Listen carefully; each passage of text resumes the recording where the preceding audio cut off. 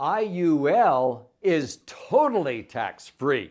In this episode, we are going to address the question, what's the difference between an indexed annuity and an indexed universal life insurance policy?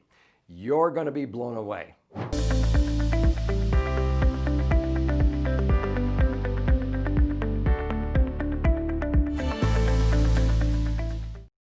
So my name's Doug Andrew. I've helped people optimize their financial assets, minimize taxes, and empower their true wealth for more than 45 years. Helping people prepare for retirement, I would oftentimes show them different savings vehicles and how they would rank based upon the key elements of a prudent investment. Number one, liquidity. The ability to access your money when you need it, maybe with an electronic funds transfer or phone call. Two would be safety. Not only the safety of the institution, but the safety of the principal, that when you set aside money, principal is protected. You don't want to lose what you invested. And number two, every year you make money, you want that to become newly protected principal. You don't want to lose in future years the money you made in past years. Does that make sense? Number three would be predictable rates of return. They don't have to be pie in the sky rates of return. I have averaged 7 to 10% on my I.U.L insurance policies for years, and there are critics out there that say, "Oh, I've never seen one that does that." Well, then you haven't seen one structured correctly. That is the worst reasoning I've ever heard. It's like, have you ever seen your brain? Well, no. Well, how do you know that exists? Come on. And then the last feature would be tax advantages. Now, out of 4 different financial vehicles that most people draw from for retirement, my favorite by far is the tax-free bucket, is what I call it. And among the tax-free buckets, you have municipal bonds, you have Roths that are tax-free when you take out the money. But what I call the laser fund, which is a max-funded I.U.L, indexed universal life insurance policy, it knocks the socks off of Roths. The laser fund has 6 benefits compared to Roths that have only 2 benefits. Municipal bonds are usually low yielding, and some municipalities aren't as safe as you may think they are. They've actually gone bankrupt many, many times throughout the country. And so when we start looking at different financial instruments, sometimes people are told to put money in an annuity. Now, an annuity is simply a savings account with an insurance company. Why are they recommended? Why do some states, government pensions, guarantee income for life by using an annuity? It's because of the safety of the multi-trillion-dollar insurance industry in this country that has weathered the Great Depression with flying colors. We've also had many periods like 2008 where not one legal reserve insurance company went under during those critical time periods, when sometimes banks were failing left and right or never opened their doors again. So I like the insurance company. The annuities are savings accounts. Life insurance, people think, well, that's just a death benefit. Why do I want the expense of life insurance when I don't really care about the death benefit? So they assume the annuity will perform better because it's cheaper. It doesn't have the cost of insurance. Wrong. Let me tell you why. So as I shoot straight with you, an annuity is a savings account with an insurance company. I've never owned an annuity. I don't think I will ever own an annuity. There are thousands of them out there, and the vast majority I wouldn't touch with a 10-foot pole. If I were going to put money into an annuity, it would be for predictable income, so that if I ran out of money at age 85 in the annuity would keep paying me income and keep up with the cost of living increase if I live to be 120. And there's only a handful of annuities that do that. And those annuities have averaged more like 9, 10, and 11%. But the biggest reason why I would not own an annuity is because it's only tax deferred. If it's a non-qualified annuity, one that's not an IRA or 401k, you're funding that annuity with after-tax dollars. And it's accumulating tax deferred, but as soon as you start taking income, now you're paying tax. And it's taxed LIFO, L-I-F-O, last in, first out. I'll explain that. But if it's a qualified annuity, it's like an IRA or 401k, and when you start taking the money out, you will pay tax on 100% of it. Let's go back to the non-qualified deferred annuity. If I put in $500,000, let's say, into an annuity, and let's say I was earning 10%, and unfortunately most don't pay that, but let's say you were earning 10%. 10% of 500,000 would be 50 grand a year. If I start taking income out of that annuity at 50,000 a year, that's taxable because the last money I'm earning is my interest, and that's the first money coming out. That's called LIFO tax treatment. Unfortunately, most investments are taxed LIFO. There's only one vehicle that I'm aware of in the Internal Revenue Code that is taxed FIFO. That is life insurance.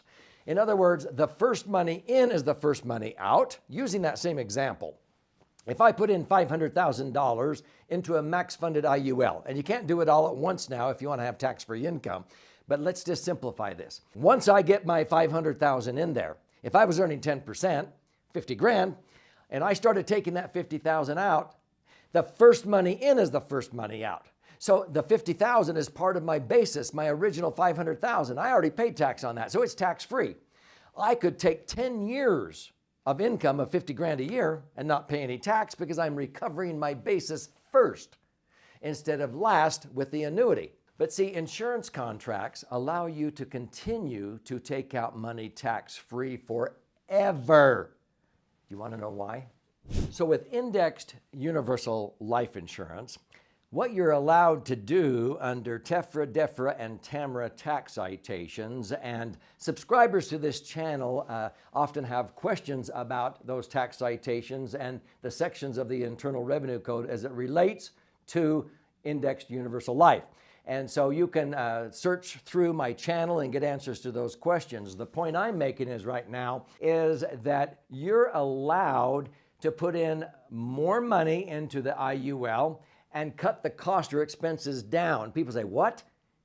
I thought you had to pay for the cost of the insurance and the annuity doesn't do that. Yeah, there's a handful of annuities that will increase in value a little bit if you happen to die. But see, most annuities don't blossom with life insurance proceeds when you die. And so people assume that's a cost. Well, when you're using indexing, most annuities have to keep the caps very low.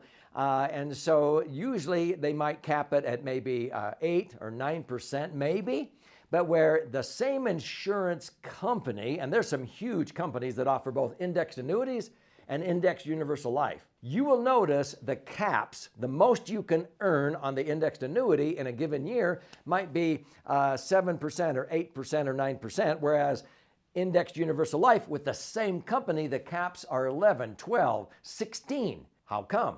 Because they are able to structure the life insurance in a more optimal fashion than they can with an annuity, which is simply a savings account. And so you're able to take the money, the cash value that is totally tax-free in the insurance policy, not just tax deferred, and you're able to accumulate that money so that when at the end of the day, if you've been averaging 10% on $1 million in an I.U.L would generate about $100,000 a year of tax-free cash flow. You will be very hard-pressed to find an annuity that even comes close to that kind of predictable income. We have run illustrations all day long for years showing the difference between indexed annuities that are taxed LIFO and totally tax-free indexed universal life. They're more flexible. The caps are higher. The costs are actually less, even though there's an insurance component, because the insurance component gets cheaper as you get older if it's structured correctly. And subscribers to this channel find out the answer to that question on some of other YouTubes. But when you understand this, you'll realize, why would I ever own an annuity when I can have the few benefits of an annuity indexing with higher caps, and it's totally tax-free instead of tax-deferred. And at the end of the day, if I die and there's $1 million, the $1 million blossoms to $2.5 million. See, if I died right now, every $1 million in my I.U.L would blossom to about $2.5 million tax-free. People say, well, that has a cost. Well, it's not free, but I'm not paying for it. It's being paid for with a minuscule portion of tax that you would pay on an annuity when you took out your money.